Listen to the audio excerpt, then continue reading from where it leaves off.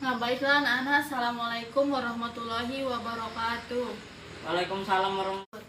Nah, sebelum kita memulai pembelajaran kita pada pagi hari ini, marilah kita berdoa dan doanya akan Ibu pimpin ya. Berdoa dimulai. Berdoa selesai. Anak, apakah sudah siap? Udah. Nah, kepada perwakilan kelompok, saya persilakan untuk maju ke depan. Pasti di keliling kalian kan ada yang memiliki rambut keriting, ada ikal, ada yang lurus, ada yang hitam dan tebal. Nah, itulah yang disebut dengan keanekaragaman hayati.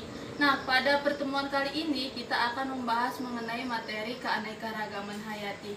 Nah, keanekaragaman hayati itu ialah suatu keberagaman makhluk hidup yang didasarkan pada ciri-ciri. Nah, yang mana keberagaman itu dapat kita lihat melalui suatu observasi atau pengamatan. Nah, anak-anak, di keanekaragaman hayati itu sendiri terdapat 3 tingkatan. Yang pertama tingkatan gen, yang kedua tingkatan spesies atau individu. Nah, yang ketiga itu sendiri tingkatan ekosistem. Nah, yang pertama tingkatan gen. Nah, keanekaragaman tingkat gen ini terjadi karena adanya keanekaragaman susunan gen itu sendiri. Jadi, susunan gen itulah yang menentukan ciri dan sifat yang dimiliki oleh suatu individu. Nah, contohnya seperti rambut tadi, ada yang memiliki rambut keriting, ada yang memiliki rambut ikal, dan ada yang memiliki rambut hitam. Nah, contoh lainnya ialah bunga mawar. Nah, meski sama-sama bunga mawar dan mempunyai spesies rosa hibrid, tapi warna mahkota pada bunga mawar itu berbeda-beda. Ada yang berwarna kuning, selain itu berwarna apa lagi? Merah. Nah, ada yang berwarna putih. Nah, itulah yang disebut dengan tingkat keanekaragaman hayati tingkat gen. Nah, contoh lainnya yaitu pada lalat buah. Nah, kalau kita perhatikan, meskipun sama-sama lalat buah, tapi mata lalat buah berbeda. Nah, yang pertama itu ada yang berwarna merah dan ada juga yang berwarna putih, tapi dia condong ke broken white. Nah, itulah yang menunjukkan bahwa adanya keanekaragaman genetik.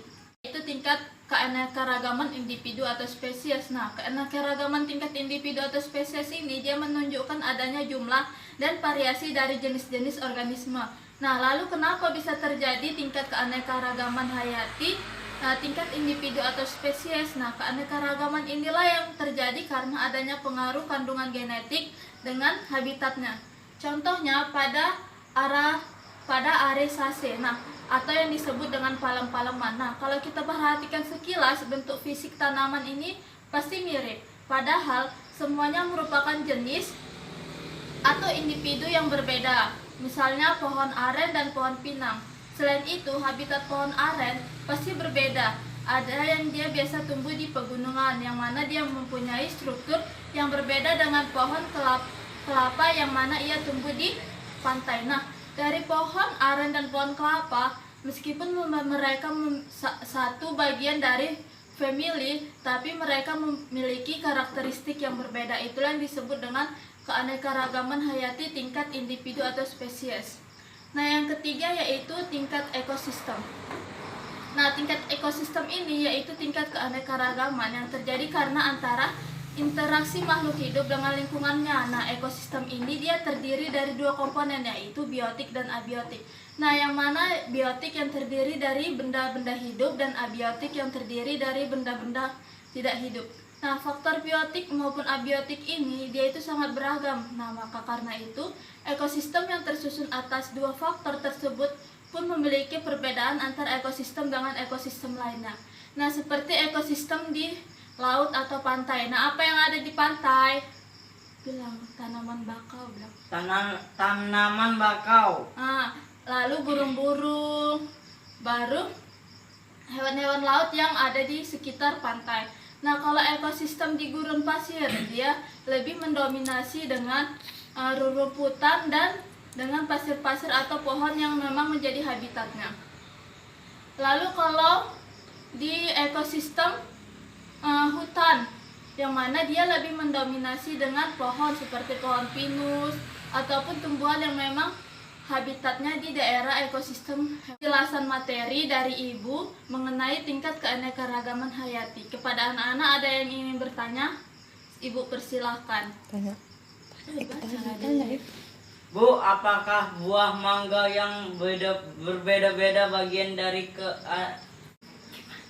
Nah, sebelumnya coba lihat teman-teman sekeliling anak-anak, apakah ada yang memiliki rambut yang sama? Pertanyaan Jaki, coba kalian diskusikan kepada teman-teman mengenai apakah buah mangga yang berbeda-beda merupakan bagian dari tingkat keanekaragaman hayati. Nah, coba kalian diskusikan. Lalu setelah selesai diskusi, nanti perwakilan dari kelompok Ibu harap untuk maju ke depan. Nah, apakah sudah siap? Udah. Nah, kepada Udah, Bu. perwakilan kelompok, saya persilakan untuk maju ke depan.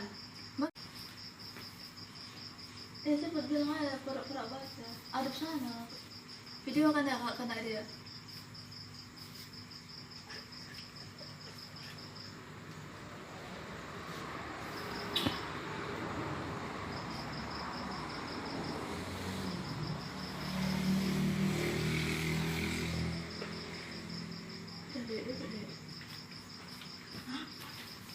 Nah, benar penjelasan dari saudara Jaki bahwa buah mangga yang berbeda-beda merupakan bagian dari tingkat keanekaragaman hayati. Nah, dari buah mangga seperti buah mangga harum manis, seperti mangga udang, pasti memiliki karakteristik atau bentuk dan rasa yang berbeda pula meskipun dari kedua mangga tersebut sama-sama manis. Nah, itulah yang disebut dengan tingkat keanekaragaman hayati tingkat gen. Nah, sampai di sini pembelajaran kita pada pagi hari ini. Sebelumnya Ibu ingin memberikan tugas kepada kalian dan tugasnya dikerjakan di rumah ya. Jangan divideokan Kak, itu depannya Kak.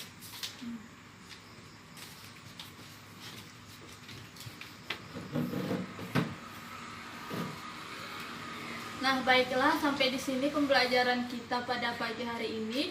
Nah, sebelum kita tutup pembelajaran hari ini, marilah kita melafazkan Alhamdulillah, Alhamdulillah, bilang nggak deh, Alhamdulillah, Alhamdulillahirabbil alamin. Wassalamualaikum warahmatullahi wabarakatuh. Waalaikumsalam warahmatullahi wabarakatuh.